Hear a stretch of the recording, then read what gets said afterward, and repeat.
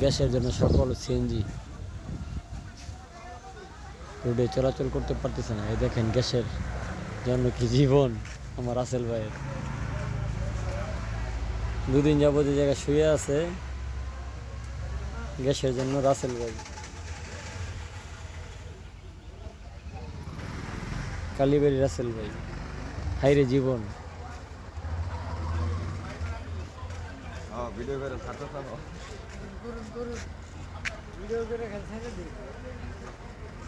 প্রচুর সংকটে CNG ড্রাইভাররা, gas পাচ্ছে না।